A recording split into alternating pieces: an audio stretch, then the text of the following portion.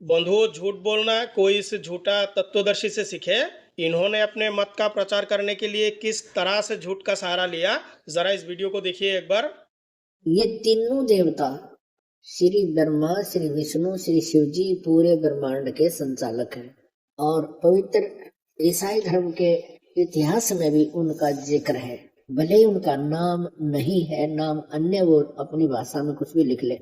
अपने परमात्मा ने आदम और हव्वा की उत्पत्ति की, जैसा पवित्र बाइबल में लिखा है। ईसा जी से पूर्व की बातें हैं, आदम जी के बाद की बातें। तो उसने देखा कि तीन भगवान खड़े सामने, उनको दंडवत प्रणाम किया। इस पर मेरा वीडियो बना हुआ है, आप लोग जाके देख सकते हैं। तो इनको बाइबल में ब्रह्मा विष्णु महेश मिला। भाई, जो अब्राहमिक दो पुस्तक है, कुरान और बाइबल, इन दोनों में इनका कबीर परमात्मा है और उसमें से जो बाइबल है उसमें हमारे ब्रह्मा विष्णु महेश है। तो बंधुओं, आइए मैं आप लोगों को बाइबल से कुछ दिखाता हूँ। ये है बाइबल की पुस्तक व्यवस्था विवरण और उसकी अध्याय है 17। तू अपने परमेश्वर यहोवा के लिए कोई बेल व भेड़ बकरी बलि न करना जिसमें दोष व किसी प्रकार की खोट हो, क्योंकि ऐसा करना तेरे परमेश्वर यहोवा के समीप घृणित है। तो इस पुस्तक में ये भी लिखा हुआ है, अगर कोई यहोवा के लिए पशु का चढ़ावा चढ़ाए तो उसका बलि पशु गाय, बैल, भेड़, बकरियों में से एक का हो, जो बस्तियां तेरा परमेश्वर यहोवा तुझे देता है। यदि उनमें से किसी में कोई पुरुष व स्त्री ऐसी पाई जाए जिसने तेरी परमेश्वर यहोवा की वाचा तोड़कर ऐसा काम किया हो जो उसकी दृष्टि में बुरा है, अर्थात मेरी आज्ञा का उल्लंघन करके पराये देवताओं की व सूर्य व चंद्रमा, आकाश के गणों में से किसी की उपासना की हो व उसको दंडवत किया हो। देखिए, झूठा तत्वदर्शी संत ने इस पुस्तक को पढ़ा ही नहीं। भाई, ये इजराइल की पुस्तक है। आगे और लिखा है, तो जिस पुरुष व स्त्री ने ऐसा बुरा काम किया हो उस पुरुष व स्त्री को बाहर अपने फाटक पर ले जाकर ऐसा पथरवाह करना कि वो मर जाए। और इस पुस्तक में ब्रह्मा विष्णु महेश का उल्लेख है। भाई, ये झूठा तत्वदर्शी अपने कबीर परमात्मा के नाम से कुछ और चलाना चाहता है। और आगे लिखा है, जो प्राण दंड के योग्य ठहरे वो एक ही की साक्षी से ना मार डाला जाए, किंतु 2 व 3 पुरुषों की साक्षी से मार डाला जाए।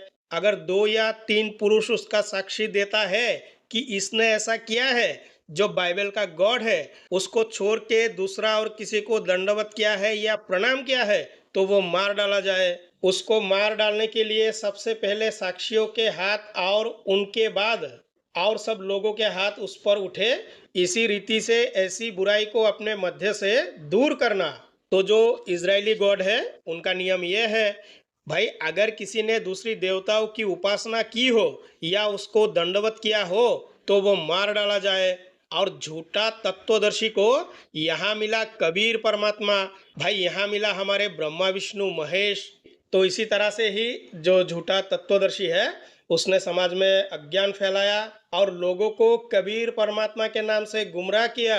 आज तक ऐसा कोई संत हुआ ही नहीं जो पूर्ण ज्ञान रखता था। आज तक ऐसा कोई गुरु या संत हुआ ही नहीं जिन्होंने इस झूठा गुरु से पहले जाना हो कि बाइबल का जो परमेश्वर है वो कबीर परमेश्वर है और कुरान का जो अल्लाह है वो भी कबीर है।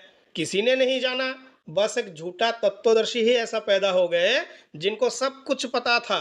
जो पुस्तक सनातन विरोधी है, जिस पुस्तक का गॉड एक देश के लिए कहता है, भाई, एक देश के लोगों को छोड़ के और किसी को जानता ही नहीं, उसमें हमारी ब्रह्मा विष्णु महेश है।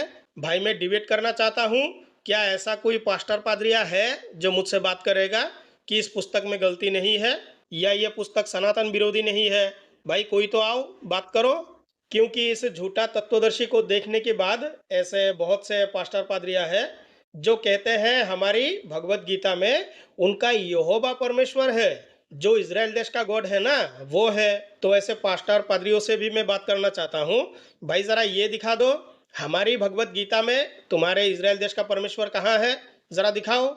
तो बंधुआ, और ज़्यादा नहीं दिखाऊंगा।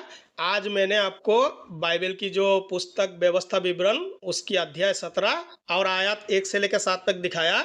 आप लोग भी पढ़ के देखिएगा, आपको ऐसा ही मिलेगा जैसा मैंने कहा। तो बंधुओं, वीडियो को लाइक करें, शेयर करें और हमारे चैनल को ज़रूर सब्सक्राइब करें। मिलते हैं अगली वीडियो में। धन्यवाद।